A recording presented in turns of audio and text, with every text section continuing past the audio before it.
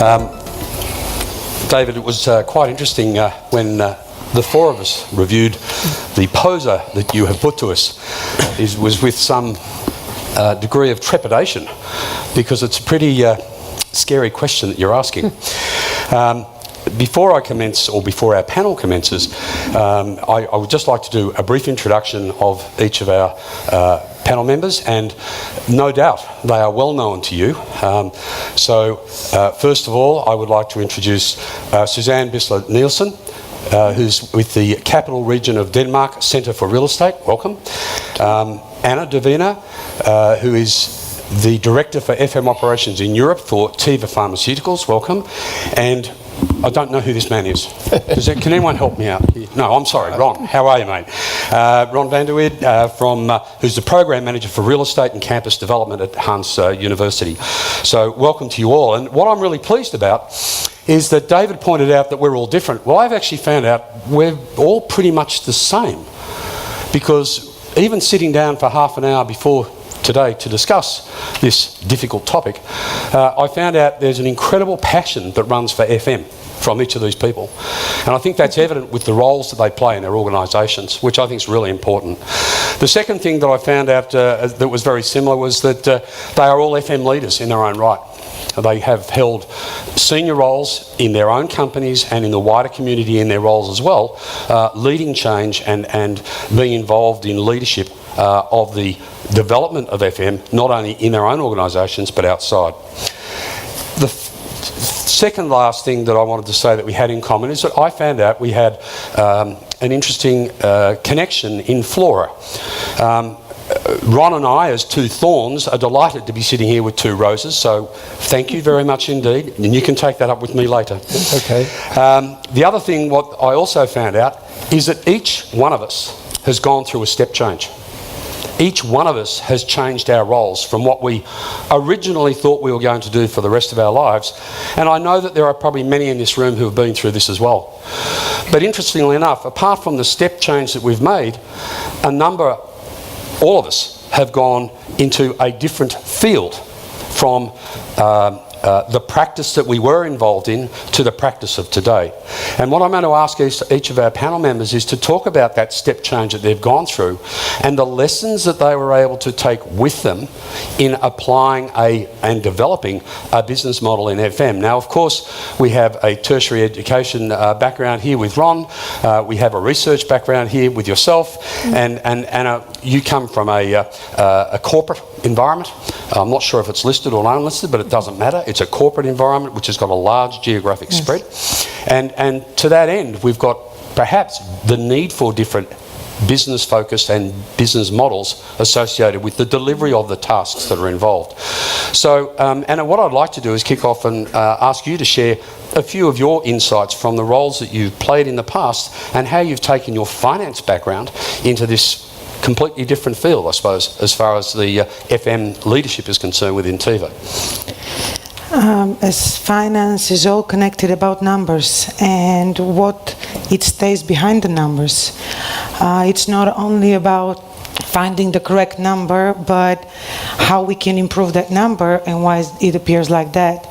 It connects to the FM in terms of how we can achieve into more productive, more efficient spaces, workplaces, production places, analyzing those numbers. Because from one side we have the people, we have the workplace with the people, and from the other side are the numbers. So the correlation between them is helping into my role at the moment. Thank you. Now, as far as your step change is concerned, we've gone from a research educational based background through into corporate real estate. Who would have thought? How has that, your previous role, assisted you in your current role as far as your new function within government is concerned? Yeah. I think, of course, in many ways. One way is that I'm offering this international network and the connection to the universities, to young people. So we want to be a real estate center who is attracting talent, and we want to be a strategic competence center. So it's about bringing in innovation and relations that can help the organization develop. We are a very new organization, so some of the personal skills that I bring in as a researcher, and why I would recommend others in practice to hire researchers, is that we are trained in collecting information, we are trained in dialogues and interviewing and summarizing that so we can help develop analysis, decision bases for decisions. We can draw out scenarios. We can facilitate decision making in the organizations. So strong academic skills we can offer, and that's what I'm offering in my organization now. Thank you. Ron, your experience from preaching to practicing. Yeah, from preaching to practicing. Well, I think many people here in this room know that I've been involved with facility management for many years, and also involved in, let's say, educating all kinds of things of facility management and debating with a lot of people about, for instance, models within facility management. So it was a little exciting for me to step over to practice and then wonder and see and experience if all the things that I've been talking about, debating about, educating about, are also the things that are happening in practice. And I can say that really is the case. And I think it's also a big compliment to this conference that I experience every day. I would say almost all of the topics that have been discussed today. And every time again, you get new insights in these topics. So for me, the whole change was really a change of, okay, now walk the talk. And I'm doing so.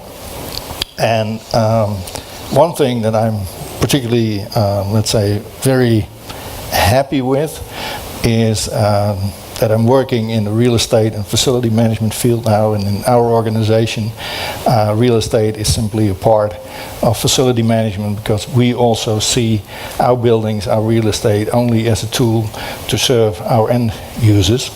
But in that world, that was always very much dominated by older and grayer men, that I'm very proud to say that nowadays I'm working with a lot of young professionals and with a lot of women. And I think, well, I've been saying a few things about that in the past, and I'm very happy that I now experience in practice that really is changing and has been changed.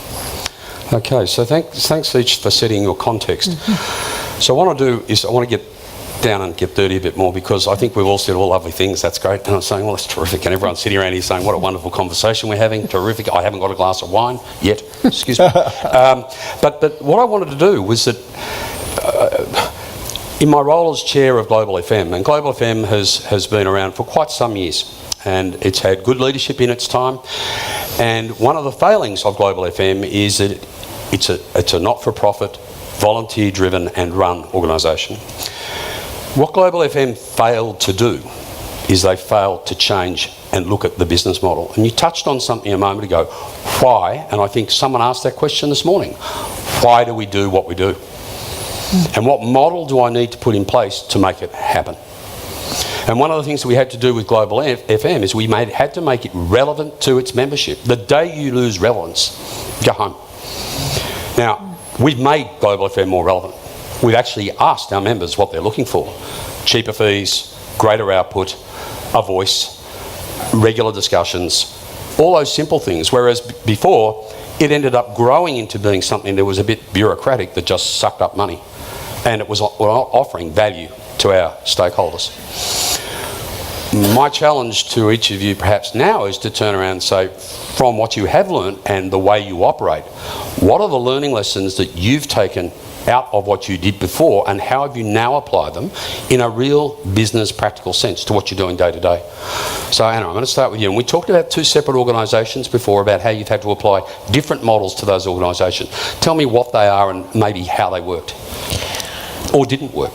Starting from a banking industry, because before I moved in pharma, I was into the banking industry, and If we talk about different FM models, we have different approaches. We have the hard service, soft service model, a type of business-driven model. We have the in-house outsourced, bundle, total. So we have the people well-being approach, which goes much more into the soft. So if I'm comparing my experience in the banking industry, banking as a stable, fixed industry, a workplace with fixed working hours, what the client, as David was introducing, it's all about our internal client. And what the client is expected is much more having the fixed working place. I need to go into the bank, it's so stable. I need to go to the fixed hour. I have my lunch break, and at this hour I'm up, finishing with my working time. And it's much more about delivering the hard service and ensuring that the building is operating. While when you move into the more sales industry, like commercial part of pharma, you are much more flexible. Then you see the client, how it's much more turned into the workplace as an area, as part of spending time collaborating with colleagues, discussing. And when you put on top of that the global company like Teva, when you have all the mixture of different cultures working together in one building, it comes the business-driven approach to deliver the most flexible, agile, and at the same time still lean working place in order to motivate the employees to stay, to be productive, and to feel inspired to be part of the company.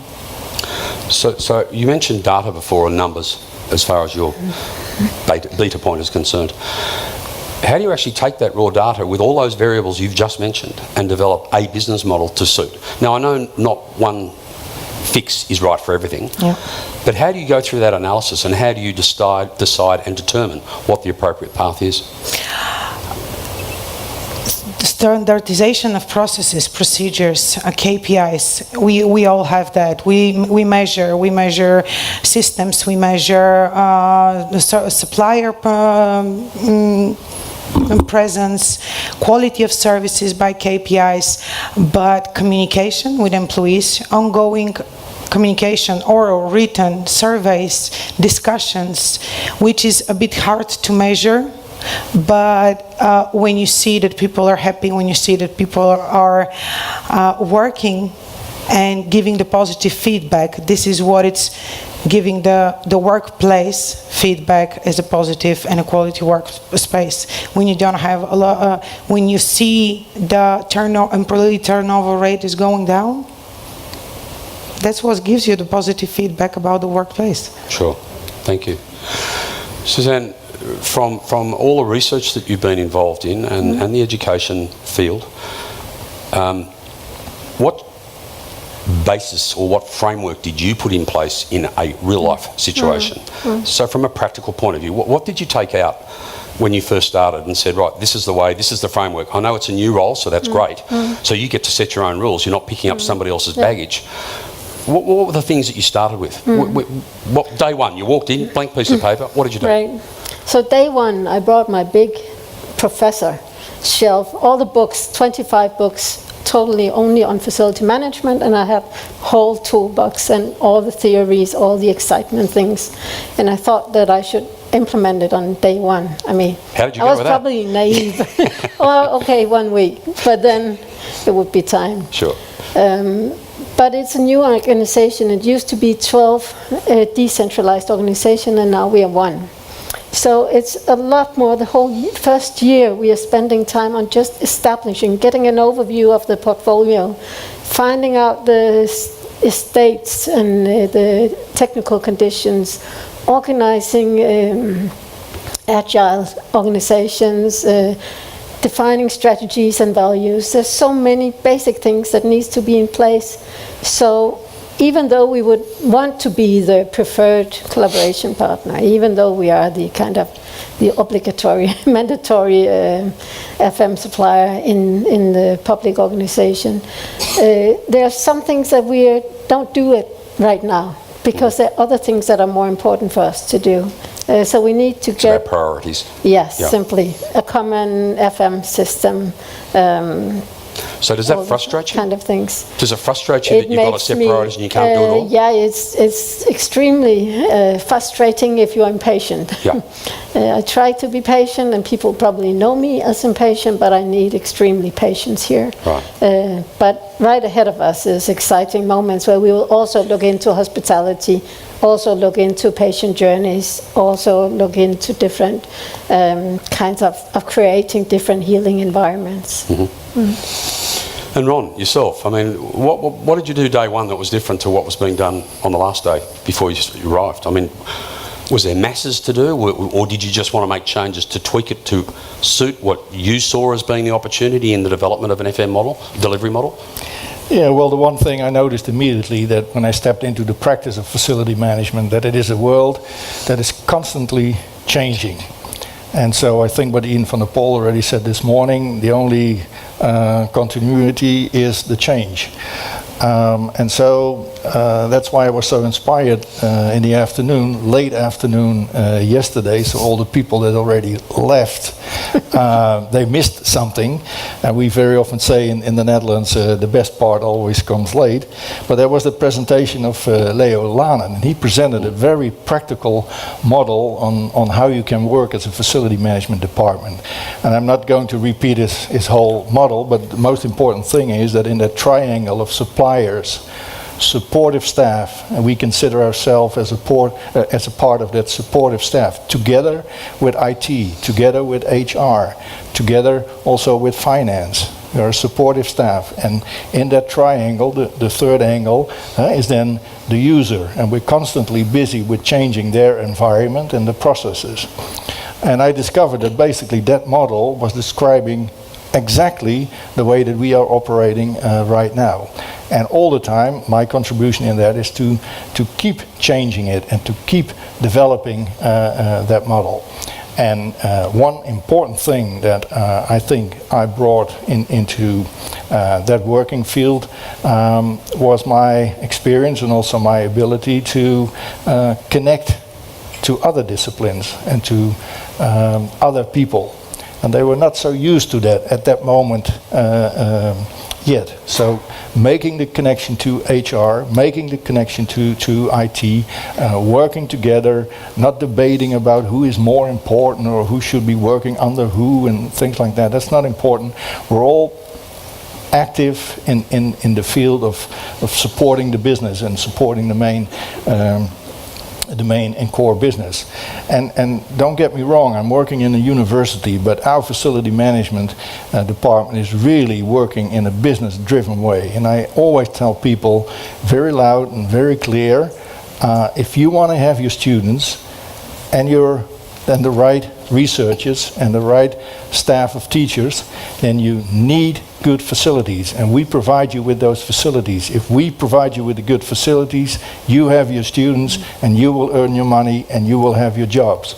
So, and we don't need to force ourselves into the C room of the executive boardroom. They ask us to come in because they see that that is an essential aspect of our business. Creating the right environment for our end users to, in the end, and that's also our motto, in the end, everybody is able to share their talents and move the world. Thanks, Ron. I was just thinking, you know, it sounds like an ideal world. We've got three great practitioners here who are out there every day, but I'm going to ask a tough question. So, there's a right way and a wrong way to ask this. The wrong way to ask is, what did you stuff up and were you able to fix it up? Or the right way to ask is, what were the learning lessons you took away from something that didn't quite go according to plan? Was that the polite way to say it? Yeah, okay. I prefer the first way. It's out there. I love people making mistakes because you get it right eventually. So I encourage mistakes because at least you're having a go. As far as business models are concerned and the way in which we approach FM, sometimes you have to give things a go, even if it's a sample, to give something a try to see the outcome. I just wondered if there's an experience you'd like to share on how you didn't see something coming, or clients, your internal clients have reacted differently, and how you were able to mitigate the response or the error and resolve the issue. So maybe again, Anna, if you'd like to start with that one. A couple of years ago, we had a project in the bank to consolidate offices. And that's when we decided to create more open space. The team that was working on that project was not paying very much attention on the change management, and was not paying very much attention on information of employees, what's next. So it appeared at some point of time, relocation, building ready, everything is ready, so people are just put into an open plan, half open, semi-open, not full open plan. People were very unhappy. It took months for people to get used to that change, to get used to the new working culture, because it's a whole different culture. Now we just realized, finished our project for the new office for TEV in Sofia. We consolidated 3 offices into one new building. But in this project, we took all the steps. We took change management, we took professional advisors for acoustics, materials. We nominated ambassadors. It's not only the EuroFM has the ambassadors program, we also had the ambassadors program. So from every team, we had a representative who would be attending a bi-weekly call, and we will be delivering their concerns. So we listen to their concerns. We will be delivering answers, so they're spreading among our employees. We prepared town halls. We prepared workshops. What will be different and what will not be different, because at the end of the day, what we shared is that, especially with the management, is that nevertheless, if you're in an open plan or in a closed office, the way you manage your team is not changing. The way you communicate to your people, it's not changing. And what I see now, a month after the relocation, we have received between 6 or 7 feedbacks, and they're not negative, they're just things that we noticed that could be improved. And there are small things that we already know about, and we're in process to finalize. And everybody's happy. Of course, we have people who are a bit more reluctant and have been more reluctant during the change management process. But that process helped a lot. And it is very crucial to any FM model. Nevertheless, if it's changing the process, changing a policy, changing a standard, changing a workplace, whether it's physical, non-physical, communication and working with the people, making them feel involved and part of the process, that makes them accept the change. Thank you. So it's not easy to admit that we got it wrong, but we did something about fixing it up. Yes. So, and you've now applied that new practice into next projects, so I understand totally. We took measures in the bank, but months after that, so it took much longer time for people to accept the change and to get used to the office and to start liking it. And that comes at a cost. And there comes the productivity. cost. Exactly. Be one thing. Yeah. Exactly. Yeah. Okay. So Suzanne. the example that I would like to bring forward is actually from the world of research and how we are producing knowledge, methods, and research for the benefit of practice. But sometimes we, as researchers, miss. I mean, we have asked the research questions in a way so that the practitioners don't really feel that they get so much help from the question and the answers that we find. So you find there's a disconnect? So there's a disconnection. Right. So it's really asking for help from practitioners, both to phrase the questions, find out what is it really that makes the findings and the relevance, how that can be increased. And at the same time, the researchers need to be more engaged in one other than the particular situations. And now we're back to the theme of this session, this roundtable, that we need to understand the specific context to find out which part of our research is relevant and interesting for this particular person and for the market. Sure. No, I think one of the toughest things that I do in my professional life, when I go in and I'm advising someone at a senior level, I was going to use the word strategic, but I've been told that's rubbish. Strategy is just another word for thinking, so I prefer the word thinking. When I'm helping someone try to get this through, the first step that I find that FMers fail at quite often is they fail to understand and establish expectations of their role and what's required. So it comes back to that why, and then how is it done and how can it be done better, and then go and do it. So getting the right questions, as you rightly point out, is so important. And researchers will find a greater deal of connectivity if they're demonstrating they're asking the right questions and establishing those expectations. I think that's a really important point. And then communication. Absolutely. Right? Finding out which part of your research is relevant for the specific And context, context. Indeed. Ron, I know you don't make mistakes. I understand that. I make a lot of mistakes. Nah, I know, we all do. Have you got something you'd like to share with us on that line?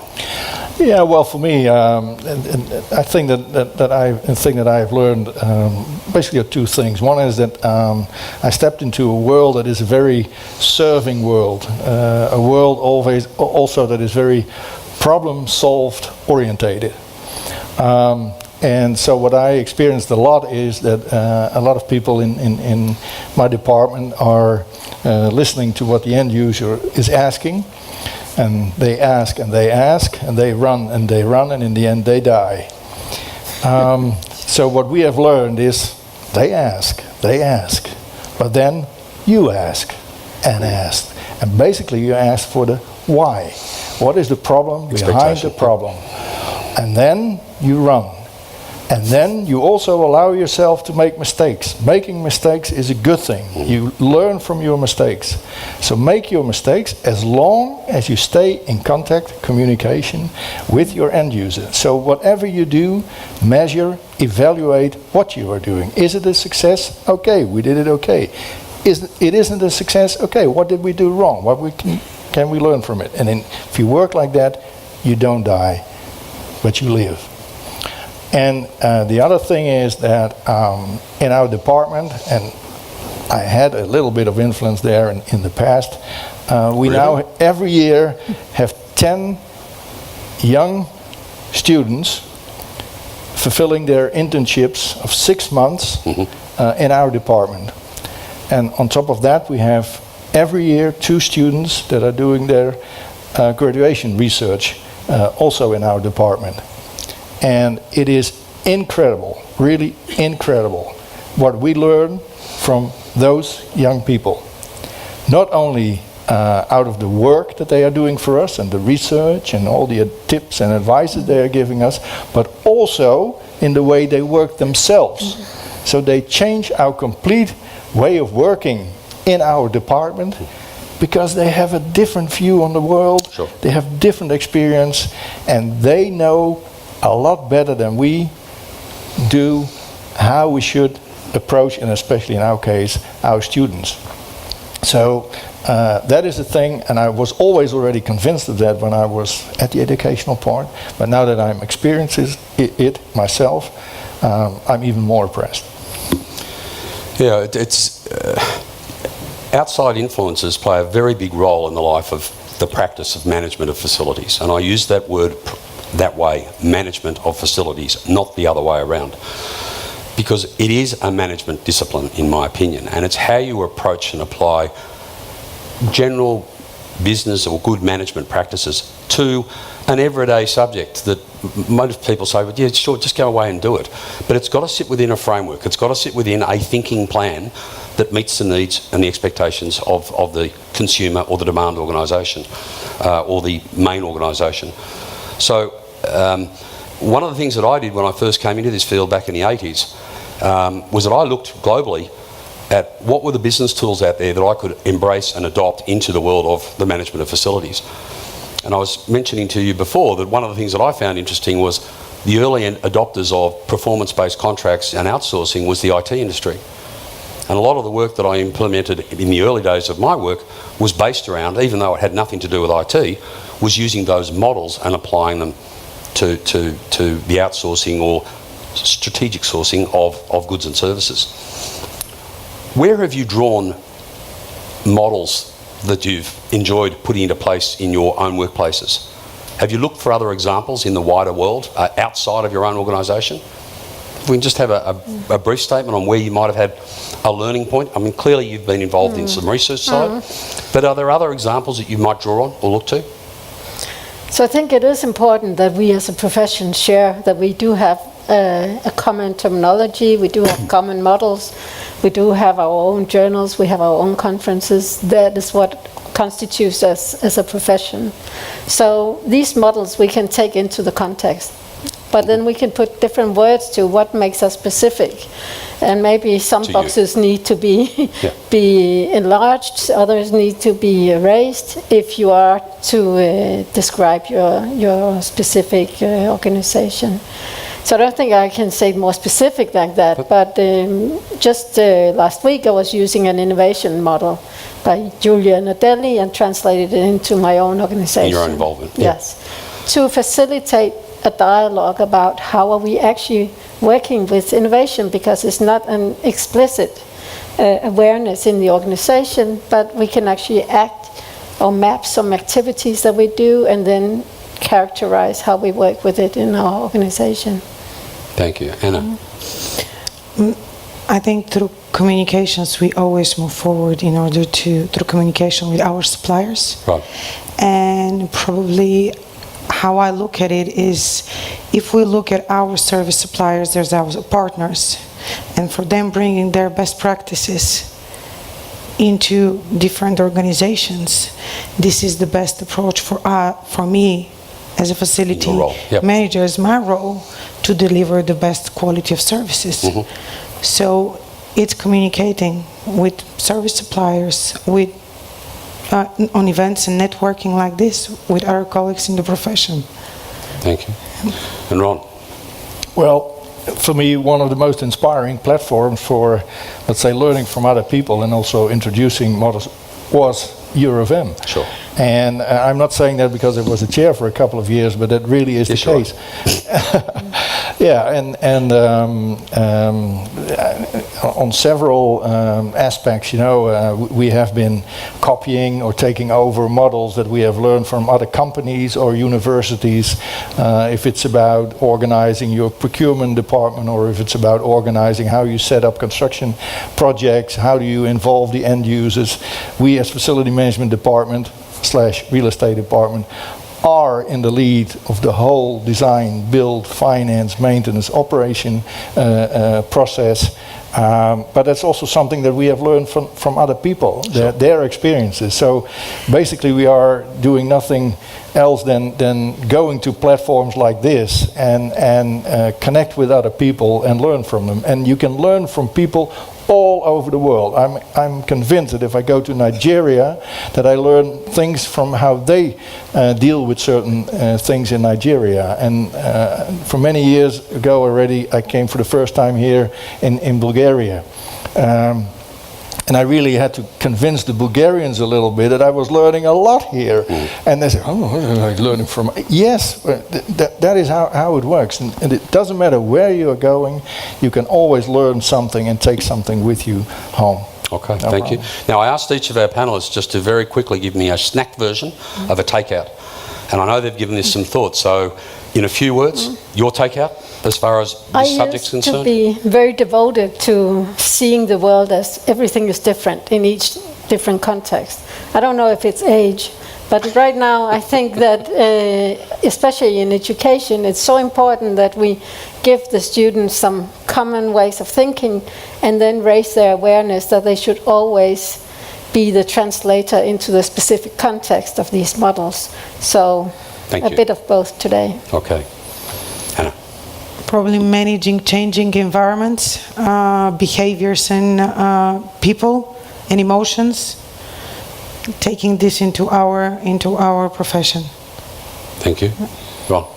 I would say build bridges, connect people, stay connected, but walk the talk, share your talents, and move the world. Thank you all. Susan, Anna, Rob, appreciate it.